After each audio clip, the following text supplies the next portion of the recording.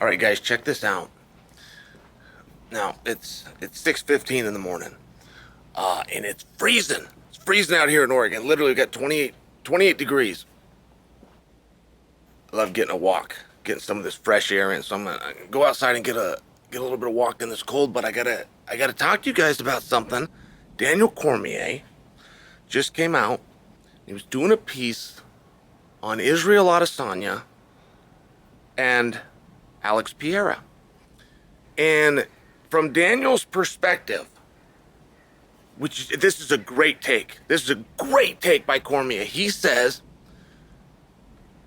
now I'm going to paraphrase. Okay, I'm going to put some of my own words on here, but we got the same thing going.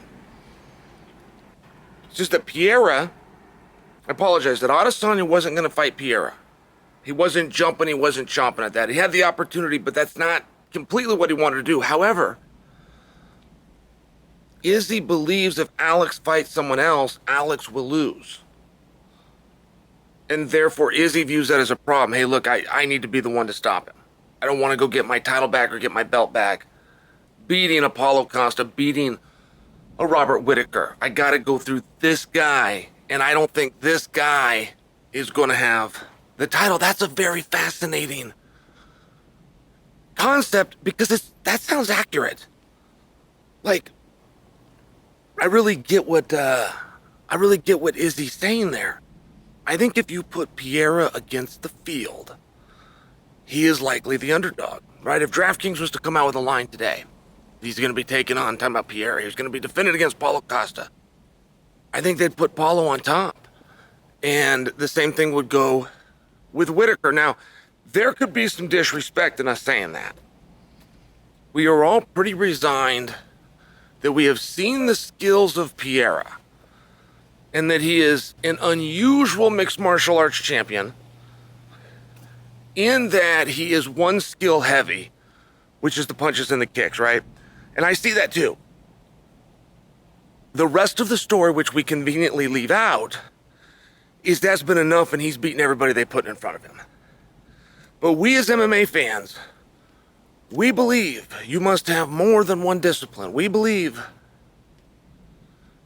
that you've got to be able to show your guillotine and you got to at least be able to pronounce omoplata. Like, the last 20 years of history would say that we've got that right.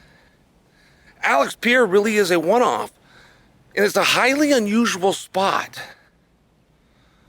And I think that I really do understand what Adesanya is saying in both regards, because he's not just saying, hey, I think the field can beat this guy. That's not what he's saying. He's saying another side of it, which is, I got problems with this guy. I've been up to bat 3 times. It has not worked out those 3 times for whatever reason. I'm not just dying to go get a hold of him and close this thing out because I know that I can't. I know this guy's a problem.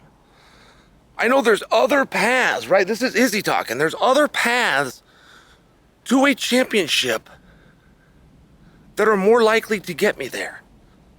But my path and the one that I've got to do as a competitor has to go through him. And, man, that's strong stuff. From a psychological standpoint, this is very strong stuff. And it's coming from both of these guys. I wish and I hope that as we look forward to this fight, which is only a couple of months away, these guys, they're going to go fight in April. But I wish and I hope, good morning there, please don't run me over, good morning there. They fired up their car. It's the old Chael P. Think of the dent I'd have put in that. What do we got back there, Jaguar? Nice little red Jaguar. You got to think about it, and as these guys get ready to fight, I really hope that this is what the media dives into, is the psychological side of this. The mere fact that Pereira wants to fight Izzy. Okay? Now, this is before he took the strap off him. This is before they sold out Madison Square Garden. This is before he became an MMA star. Pereira was not an MMA star. The mere fact that he even wanted to get in there with a guy who he'd not only beaten, he'd beaten twice. He'd not only beaten twice, he finished one of them. The fact that Pereira wanted to change sports, come over here and take that off him, and had the motivation to do so, it's very hard for me to understand and relate to. I know about that drive. I know about being hungry. I know about wanting to go succeed in this field. I'm talking about being able to dig deep, to sacrifice, to cut all that weight, to come and learn this sport, to walk out in that high pressure moment, to be down 4 rounds, and to find a way to win purely because you dislike this other person and you refuse to lose to him. That's a tough concept for me to be able to relate to, considering Pereira had already beaten him twice. And I now think, again, psychologically, the fact that Izzy was never really chomping at this fight. He wanted the belt back. He thinks he can beat this guy. He fully understands, look, I've tried 3 times. Hasn't worked out all 3. But this is still the guy I got to go through. And by God, if you go look at a calendar, he doesn't have a whole lot of time. I mean, April is right around the corner, and it doesn't appear to me to be a physical block for Adesanya. When I watch Adesanya fight Pereira, both in MMA and in kickboxing, I come away with the conclusion that Adesanya is a better fighter.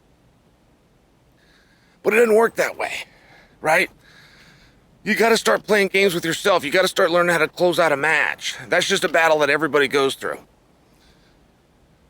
The last time that Izzy and Pereira fought, which was for the title at MSG. The last time they fought, every other fight on the card that night was only 3 rounds. Had their fight been 3 rounds, like every other fight on that card, not only would Izzy have won, he would have dominated. He would have won all 3 rounds.